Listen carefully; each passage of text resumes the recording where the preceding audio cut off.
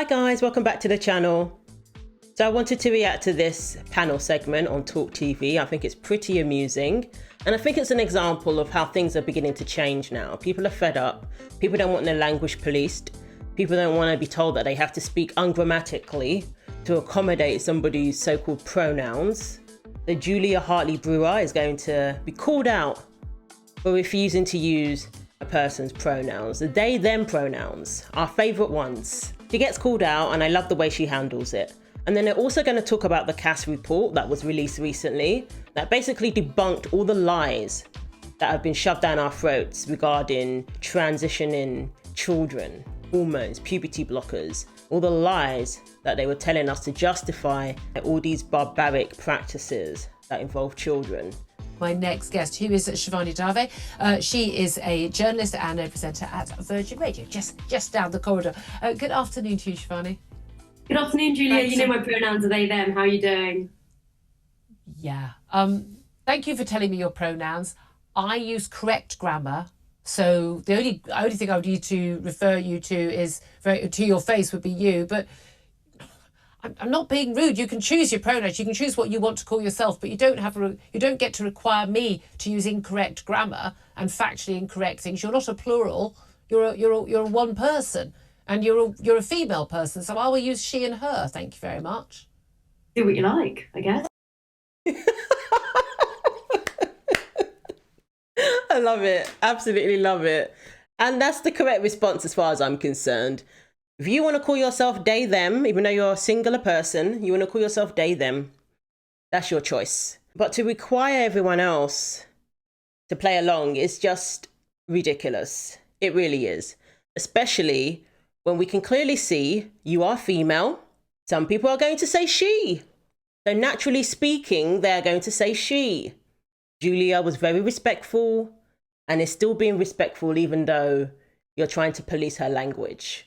But you have to accept people are not going to say they, them naturally. It's not going to come natural to people. And a lot of people are just going to refuse. Like me, I can't. I can't, I'm sorry. I really hope we can move on from this because there's bigger fish to fry worldwide. And we're here arguing about they, them. It's really silly. There you are. You didn't need to tell me then, did you? Maybe I'm just making sure people know in case they're watching and they want to refer to me respectfully. Is it disrespectful for me to use correct factual grammar? It's not incorrect or unfactual grammar to use singular they, them pronouns for an individual. But we're here to talk about the Cass review. Yeah, but you chose to bring it up. You chose to use the incorrect pronouns for me. I chose to use the correct pronouns for a single woman who is appearing on my show. Exactly. Julia hasn't called you out of your name. And to your credit, you haven't done that either. But it's a bit, it's a bit like you're a bit up yourself. When you're here to talk about protecting children, a very serious topic, you're here to talk about putting an end to harming children because a lot of these surgeries, these puberty blockers, they've done nothing but harm children. So it's a very serious topic, but you're still intent on the whole they, them. My pronouns, my pronouns. This whole everything being about you and your pronouns. No, it comes across a bit arrogant. It really does. This seems like she's got a lovely smile. She's there smiling. She's not coming across as foaming from the mouth. Losing it, like some of these gender ideology cult members do. She's not doing that. She's coming across, well-mannered. But the focus where you have to give a little, dig at the beginning and say you didn't use my correct pronouns. Yeah, it's just coming across a bit like you're full of yourself. And yeah, so let's just focus on the children. Focus on the children. I'm not a single woman, though. I'm a very special non-binary trans person, as you just pointed out. I didn't really just point that out. In the crowd. I didn't just point that out. I introduced you as a journalist and a Virgin Radio presenter. No, just before I came on, you were talking about how people with all these labels like to be special. And I'm just making sure that everyone knows I'm special. Okay, I'm not special. I'm just a boring old heterosexual married woman. But, sorry about that. We're not allowed to do that anymore. In fact, that probably does make me special now. I don't know.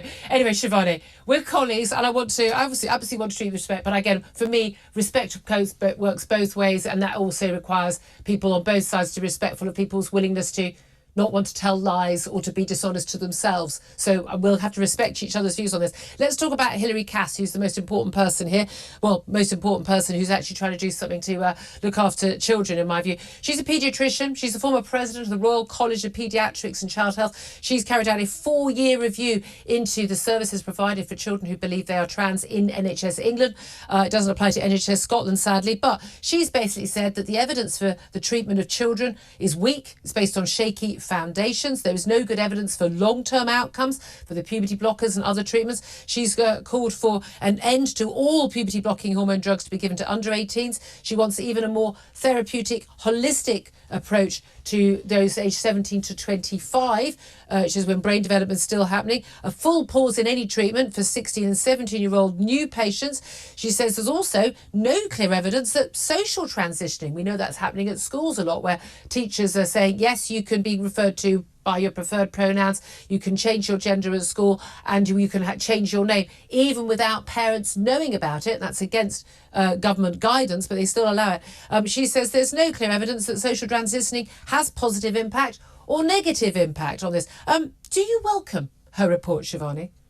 I think that the report also highlights some things that could benefit trans healthcare for trans young people massively. I think holistically looking at the healthcare of people aged 17 to 25 is massively beneficial. I think regional services for trans people, it could be beneficial. And I also think the idea that doctors, clinicians will get training and access to more information about how to treat trans young people would massively be beneficial. I think there are some things in the guidance which, if implemented correctly, could really, really help young people who are questioning their gender, wondering about whether or not they've got a trans identity, and even trans themselves. I think that there's definitely stuff in there that, if implemented correctly, and bearing in mind that the people implementing this stuff are going to be medical professionals, doctors, nurses, people like that, and they are trying their best to think about the welfare of their patients. Well, if they've been, their patients hold on a minute, young people who. If medical professionals have been doing that all along, we wouldn't be in the situation we're in now, where we have a report pointing out that most of what has been done over the last 10 or so years is not evidence-based, as does huge damage, and actually is not making lives better, and certainly not the health of young children better who believe that they are trans. Absolute facts. It's interesting, when the medical professional, the so-called medical professional, goes along with gender ideology, transitioning children and all of that, puberty blockers and hormones, apparently that's caring, that's understanding trans kids. They will make all of these claims without any evidence to back it up. And these doctors will push procedures and push surgeries and all sorts of medications without knowing what the implications are going to be long term, and ignoring even the short term implications that are not favourable towards these young people. Ignoring it. Even putting out lies, saying that these things can be reversed. Puberty blockers, the effects of which can be reversed. The effects of hormones isn't permanent. Meanwhile, you've got people who are detransitioning, wondering if they're going to be able to conceive children. You've got girls who are detransitioning, wondering if their hair is ever going to grow back. Wondering if their voice is ever going to soften again, because they've been on testosterone all that time. And these are the things that are ignored. So that's not healthcare. That's not caring for patients. That's not honouring your oath of do no harm. It's the complete opposite.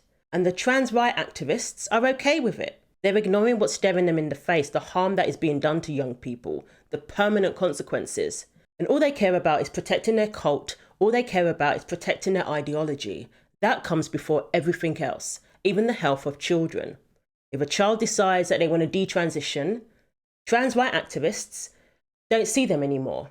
They're invisible once they decide that they want out of this insanity. They're talking about not wanting trans kids to exist, but these trans right activists don't want detransitioners to exist. They ignore the pain that they're going through that could have been avoided And that's all we're trying to do. That's all the Cass Report is trying to do, is to ensure that young people do not do permanent damage to their bodies, damage that they can't undo. I mean, she even spoke about after the age of 25, because their brain isn't even fully developed. But yet we act as if these decisions are not life-altering.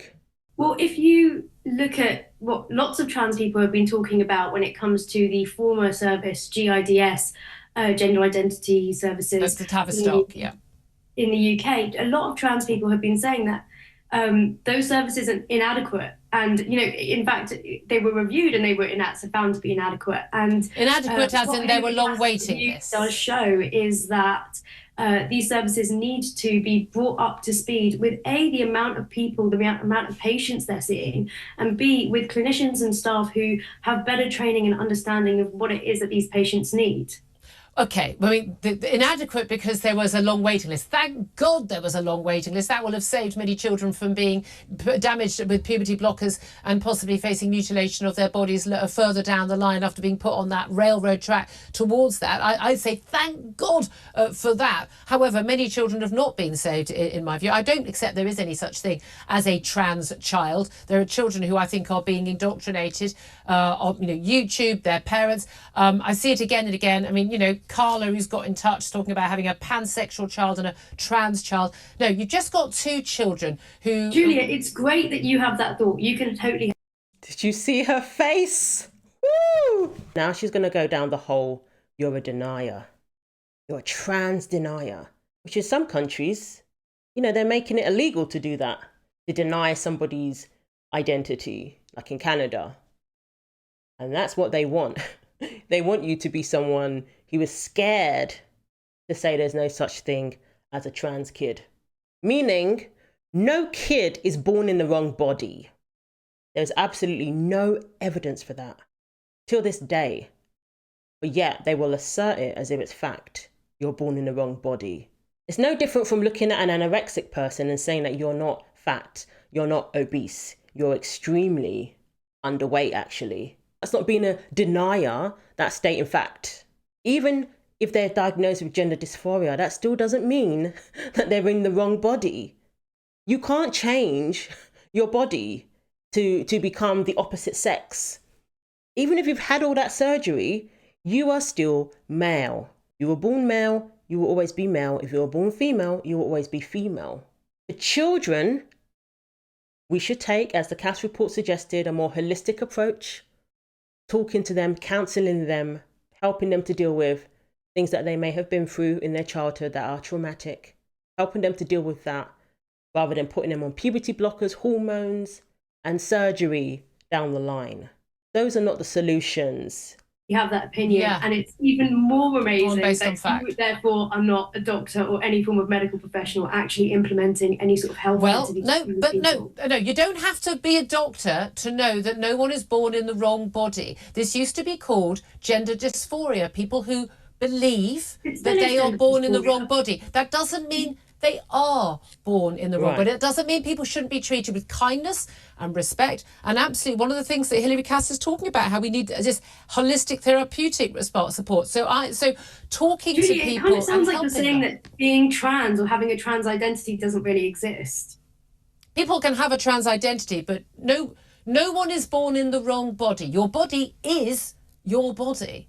Correct, yeah. So, but people can feel more comfortable with their bodies after receiving treatment. Some people do. Actually, the evidence is pretty clear where there has been, and there's been very little follow-up on people who've been treated, that actually many people feel very much more unhappy afterwards because they don't know the full implications of either the puberty blockers or the... I'd really like to see where you get that figure from, though, because I didn't give a figure. People regret getting knee surgeries as opposed to people who... People don't choose to get knee surgery when there's nothing wrong with their knees, do they? That's a silly argument. Gender-affirming care if there's nothing, going on with their gender. Once somebody is an adult and they decide to do all of that to their body and they claim to feel better and their gender dysphoria is magically cured, okay. But that's an adult. That's completely different than pushing this onto children. Every child should be allowed to grow into the person they are. Once they're an adult and they decide that they still want to go ahead and do all of that, then that's their decision. Even puberty blockers are given to kids as young as 11. An 11-year-old is not going to know the implications of puberty blockers. All they're focusing on is that you're telling them they can change their sex. They feel like a girl, we can change you into a girl. That's all they're focusing on. And number one, that is a lie. And secondly, there's no way an 11-year-old can consent. Nothing going on with their gender. No, this is a mental health issue. Not to say it's a mental illness, but a mental health issue. In the same way, someone who has an eating disorder, who believes that their body is too fat, when actually it's painfully, possibly morbidly too thin, we don't affirm their views and we don't help them get thinner. We try to help them to treat their body more healthily. So I don't know why we should treat this any differently. Let me Would your suggestion be people who are trans or people who are seeking gender affirming healthcare shouldn't get that treatment and should be talking about it in therapy, for example, because that's a form of conversion therapy? Yes, of course, I knew. Yes, that is what, and that's what many people are arguing, and it's a load of abject nonsense. Children, 100%, shouldn't have any of this sort of treatment. I stand by that. It's very clear from what Hilary Cass, who knows a lot better than both you and I, say, that she's talking about a much more, less medicalised approach, even to the age of 25. If someone is an adult and wants to mutilate their body and take drugs to change their body, that, I think, should be entirely up to them. But to have a whole medical system and a political ideology that is encouraging them to do that and telling them that all of their problems will be solved if they do that, no, I don't think that should be happening. Absolutely. So well put. And did you see her face throughout this whole thing? As soon as Julia started saying that it shouldn't be given to children, I don't believe, they're in the wrong body, her face throughout all of that. And then to call therapy and, counselling, letting them talk about their issues, to call that conversion therapy, that is basically her saying, how dare you deny my ideology? Even if they are going to go ahead and do it eventually when they're an adult, give them time. Let them grow. Let their brain develop, for goodness sake. Why are they so intent on pushing this onto children? What is the rush? And all this talk about them unaliving themselves, that this surgery or this healthcare is life-saving, there is absolutely no evidence of that. In fact, the evidence is contrary to that. If we indulge them and say, yeah, you are in the wrong body and this is going to help you, and then when they do all of these surgeries or have these medications, it doesn't help them, that's when they're more likely to take their life. Don't lie to them. Don't tell them they're in the wrong body and there's something wrong with them, and they're perfectly fine just the way they are. So let me know what you think. Thanks for watching. Like and subscribe. Take care of yourselves, and God willing, I will see you in the next video.